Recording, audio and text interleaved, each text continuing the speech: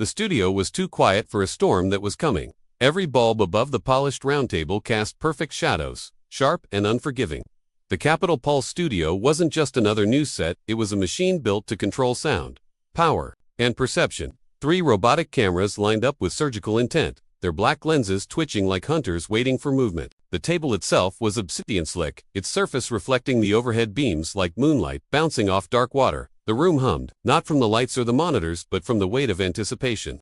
Something about today was off, though no one dared say it aloud. The host, Elliot Monroe, paced near the backlit panel. A veteran anchor, Elliot wore his professionalism like armor. Crisp suit, symmetrical tie, and a smile trained to hide discomfort. But today, his smile flickered more than usual. From the control room, producer Renata watched every motion with clinical precision. Her headset crackled as the floor director counted backward in rehearsal cadence.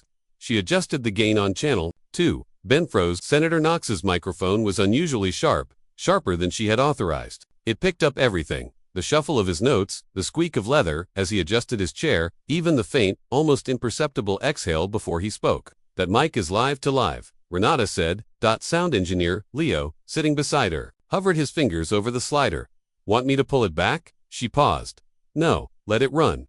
Leo blinked, then nodded once. He knew better than to ask. Sometimes silence from producers carried more weight than full paragraphs. Senator Charles Knox, a seasoned politician with a voice designed to dominate airtime, entered the set with the swagger of someone who had walked this stage too many times to feel fear. His tie was loud, his cufflinks louder, and his posture screamed ownership. Elliot, he boomed, offering a handshake and a wink, ready to give the people what they want. They're always listening, Elliot replied, but his tone lacked conviction. Across the set, Representative Layla Marin entered alone, no PR handler trailing behind her, no whispered strategy briefings.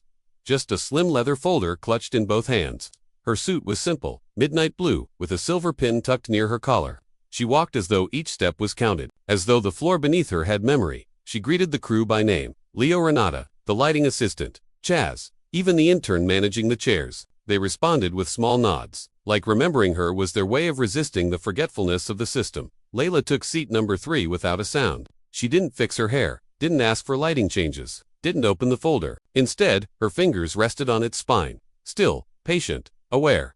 Knox watched her settle in, a bemused smirk on his face. She's still doing that quiet thing, he asked a technician nearby. The comment wasn't meant to be recorded. But the mic, hot and hungry, absorbed it whole.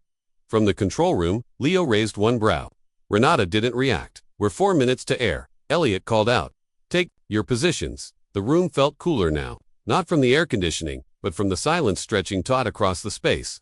Knox cracked his knuckles and leaned into the mic with the subtle arrogance of someone who expected to be heard. Layla stayed still, breathing, watching. Renata leaned into her headset. Don't cut away early, not unless I say. Got it, Leo whispered. His fingers hovered above the waveform, watching Knox's voice climb even before he spoke. The amber light on the center cam blinked once. 3 minutes to broadcast. The light turned red. Elliot's voice rang through the silence, trained and polished. Good evening, and welcome to Capitol Pulse. Tonight we're joined by Senator Charles Knox and Representative Layla Marin as we discuss immigration, security, and the soul of the nation. The camera followed the script. It always did. Senator Knox, Elliot began. Your opening thoughts. Knox straightened. We've become a nation of blurred lines and open doors. And let me say this clearly.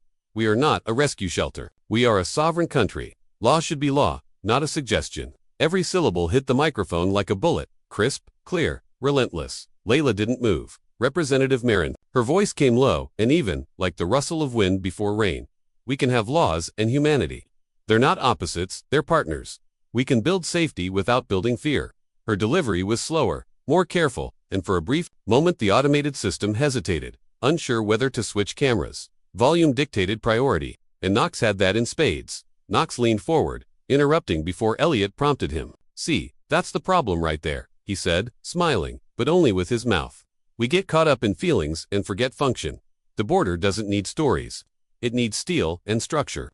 Still, Layla didn't look at him. She looked at Elliot. From the control room, Renata watched the waveform. Knox's mic was pushing peak. It was too sensitive. Every breath sounded like an exclamation. Leo didn't touch the board. Then Knox muttered it, barely above a whisper. But the mic heard it. The words snaked out beneath his breath, meant for no one but himself, always playing the sympathy card. Renata sat up. We're live. We're rolling. Leo confirmed. The waveform spiked, sharp and ugly, On set, Layla's eyes didn't flicker, but in that stillness, the atmosphere shifted. Elliot hesitated, the next question sticking in his throat. Layla finally looked at Knox, just for a moment, not in anger, in understanding. She said nothing. Elliot cleared his throat. Representative Marin, your response. Layla spoke slowly. I think the audience just heard something that wasn't meant for them, she said. The real question isn't about immigration.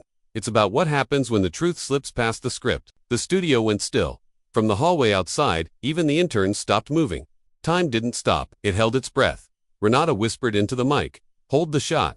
The camera zoomed in, not on Knox, not on Elliot, but on Layla, the way her fingers gently tapped the folder once. Then, she opened it. The folder didn't flare open like a grand reveal. It sighed, spine creaking like an old door. She didn't lift it, didn't wave it. She slid one page from within, a single blank-looking sheet placed gently onto the center of the table. Knox's eyes narrowed. What is this? Layla didn't answer immediately. Then, it's a document from an advisory group you're listed on. It outlines strategic debate techniques, how to control optics, disrupt opponents, especially women of color, including recommendations like deliberate interruptions. From the control room, Leo glanced at Renata. Her jaw was tight. Knox laughed, dry and hollow. You're trying to make this personal. There's no such document. But the mic, the same mic that had betrayed him before, caught the quick hitch in his breath. Layla leaned back. It was emailed to my office anonymously. Internal IP, dated the same day you attended that panel in Dallas. Knox turned to Elliot. This is political theater. But Elliot didn't rescue him. His eyes flicked toward the paper. Layla didn't need to speak. The silence was doing the heavy lifting. The studio lights didn't flicker, but somehow the room felt dimmer, as if the single sheet of paper on the table had drawn all brightness into itself. It wasn't glossy. It wasn't labeled, just plain white, resting like a quiet accusation. In the center of the round table, the camera didn't cut away. The algorithm hesitated, unsure whether to follow the volume of Knox's rising voice or the stillness of Layla's presence. It chose wrong at first, jerking toward Knox's face, mid-denial, but Renata's voice cracked through the control room. Manual override. Hold on her. The shot stabilized on Layla. Knox adjusted his cufflinks, his fingers now fidgeting. Instead of flexing, this is nonsense, he said, louder than before. A page pulled from a mystery folder isn't evidence. It's theater. I don't know what your staff cooked up. It wasn't my staff, Layla replied, not raising her voice. It was your printer. Knox blinked. Layla continued. The email it came from is internal. The timestamp coincides with a closed-door briefing you attended last quarter. If you'd like, I can read the section instructing debaters to subtly provoke to elicit outbursts from marginalized guests. Her words weren't fast. They weren't emotional, but each landed like a dropped stone. Small, sure, and impossible to ignore. From the audio board, Leo could feel the shift. Knox's voice had changed pitch, slight tremble, insecure modulation. He watched the waveform shudder, not from volume, but from instability, the kind of crack no post-editing could hide. Knox leaned forward, forcing a chuckle that didn't quite find its footing. You're twisting something, trying to bait me into a reaction. Layla didn't respond. Instead, she looked to Elliot, who now sat motionless, his cue cards forgotten in his lap. I didn't come here to bait, she said. I came here to show that silence is not the same as weakness. And when systems are designed to amplify one kind of voice, the rest of us have to hold our ground even harder. Knox opened his mouth, but no words came. His hand hovered above the table, gesturing toward the document but stopping short, as if afraid that touching it would burn. The studio was quiet. The silence wasn't empty, it was loaded. Every crew member knew it. The lighting tech stopped mid-adjustment. The intern holding the backup earpiece hadn't moved in minutes. Even the teleprompter operator stared at the feed, hands frozen. In the control room, Renata whispered, "This is it." Leo nodded, not looking away from the screen. She cracked it. Outside the studio, the clip was already traveling. Someone, Renata didn't ask who, had clipped the exact moment. Knox whispered, always playing the sympathy card. That 7-second video was posted on X with the caption, "The mic doesn't lie." In less than 6 minutes, it was trending. Another user added the clip of Layla placing the paper down in silence. No flashy graphics, no sound effects. Just. She didn't raise her voice. She didn't need to. The number of views doubled every 20 seconds. Inside the studio, Knox attempted recovery. Look, he said, gesturing broadly now. We're here to discuss border security, not to dig through staff memos or conspiracy theories. The American people want leadership, not whispers and showmanship. Leo's monitor flared as Knox's voice peaked, but the wave was jagged, not powerful, uneven. His breath came quicker. Now, Mike, picking up the faint rasp of nerves under his words, Elliot leaned forward for the first time since the segment began. Representative Marin, final thoughts before we move to closing statements. Layla paused. She didn't look at Knox. Instead, She folded her hands atop the closed folder and spoke clearly. I think the viewers already heard what matters. Not from me, from the system that finally spoke for itself. She gestured subtly toward the mic on Knox's lapel, still gleaming, still on. And I think they know who came here to talk policy, and who came to play a role. The main camera zoomed in, not as direction, but as instinct. Layla didn't flinch. Her face didn't gloat. It didn't harden. It simply remained. Calm, measured, undeniable. Knox leaned back, jaw tight. The red recording light burned steady. Meanwhile, in a public library on the outskirts of Detroit, a group of teenagers had gathered around a tablet. One of them, a girl with frizzy curls and wire glasses, replayed the clip of Layla sliding the paper forward. She turned to her friends. My civics teacher said women have to shout to be taken seriously. She didn't shout, and everyone still listened. In a retirement center in Georgia, a group of elders sat huddled around a mounted screen. One man, a Korean War veteran with trembling fingers, murmured. She didn't argue. She just, stood still. I've never seen someone win without moving. The story had grown legs, TikTok edits, YouTube breakdowns, Reddit threads titled, The Folder That Broke the Format. Knox versus the mic. Who really spoke louder? Inside the Capitol Pulse headquarters, staff scrambled. The live feed was untouched.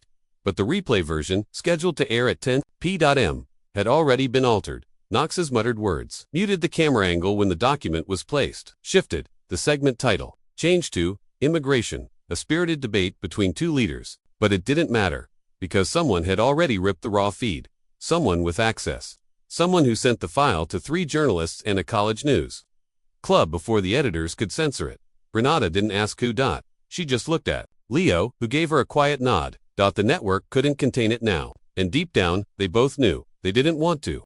The final seconds of the broadcast slipped away, not with a bang, but with the weight of something irreversible. As the host, Elliot Monroe, offered a shaky sign-off, the red light on the main camera flickered off. But the silence didn't. It clung to the room like static. Layla Marin didn't move. She sat with the same posture she had held from the beginning, hands folded over the now-closed folder, her breathing even, her gaze soft but unwavering. Across from her, Senator Charles Knox shifted in his seat, his earlier bravado reduced to small, restless movements. His fingers tapped the armrest, then stopped, then started again. The paper remained in the center of the table, untouched, unclaimed, a ghost that refused to vanish. Clear, a voice crackled in someone's headset, signaling the end of the segment. But no one on the studio floor moved. Not right away. In the control room, Renata slowly pulled off her headset. Her eyes didn't leave the screen, not even as the monitors began fading to black. One by one, leave that final frame up, she said to no one in particular. It was a shot of Layla still unbothered, framed by shadow,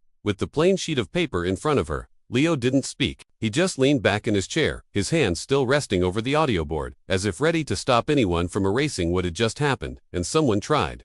Within minutes, a flurry of messages came in from upstairs. Producers, executives, comes directors, scrub the whisper, blur the document, reframe the debate narrative. Renata let them pile up. Her phone buzzed until it nearly slid off the console, but she didn't answer. She didn't have to. The clip was already gone, not deleted, but released. Sent out into a world hungry for authenticity. By midnight, hashtags were everywhere. Hashtag the mic was on. Hashtag unfiltered fold. Hashtag paper in the room. Hashtag SheDIDN. Single quotes T-Razor voice. A YouTube video titled Layla Marin dismantles power without saying a word. Hit 1 million views in under 3 hours. TikTok creators stitched the footage, some showing their own reactions in real time. A teacher in Minneapolis played the clip in her government class and asked, what was the moment that changed everything? A student raised her hand and said, it wasn't when he spoke, it was when she didn't flinch. Back in the studio, Knox was the first to stand. He didn't say goodbye, he didn't shake hands, he didn't meet Layla's eyes. He simply rose, nodded stiffly at Elliot, and walked off the set. His footsteps echoed across the polished floor, sharper now, stripped of the smooth confidence he entered with. Outside, a black SUV waited. The door closed with a heavy thud. The engine started, and then he was gone. Layla remained seated. She took her time. When she finally rose, she gathered the paper, slid it gently back into the folder, and placed the folder into her bag. No rush, no flourish, just control. She nodded to the crew, Leo, Renata, the intern by the water station, and moved toward the hallway. At the studio exit, a girl, no older than 13, stood with her father. She wore a hoodie that read Silence, ISNT, empty in block letters. Ms. Marin, the girl asked, clutching a phone with both hands. Layla turned, smiled, not with media-trained polish, but with quiet kindness. Can I take a picture with you? Of course, Layla said, kneeling to the girl's height. There was no flash, just a quiet click, and a frozen moment in a storm of noise. The father, eyes misted, looked at her. She watched it live, he said. She said, she didn't raise her voice, and they still listened. I didn't know how to explain that, until you showed her. Layla placed a gentle hand on the girl's shoulder and nodded once. No speech, no moral, just a look, one that said, you saw it too. She left the building without fanfare, her silhouette disappearing into the soft white glow of the hallway lights. The next morning, the headlines were too late to catch up. Mainstream outlets struggled to reframe the moment. Debate gets heated over immigration policy. Unexpected exchange leaves viewers divided. Viral clip sparks questions about mic ethics, but it didn't matter. The real story had already bypassed them. The raw footage, uncut, unfiltered, had crossed 10 million views by noon. Someone at the network had leaked the full broadcast. No one confessed. Renata didn't ask. Leo didn't blink. Reddit threads exploded. A user posted, he had the system. She had the moment. Another wrote, the microphone told the truth when no one else would. And beneath it, thousands of replies. Stories of being interrupted, of being edited, of being told to smile more, speak louder, or calm down. Stories from people who had been made invisible. One reply simply said, she didn't win the debate. She made it unnecessary. That evening, Senator Knox released a pre-recorded video from his office. The blinds were closed. His tie was looser than usual. If my words were misunderstood, he began, I regret any offense caused. My only goal has always been to serve this country. His voice lacked the firmness it once held.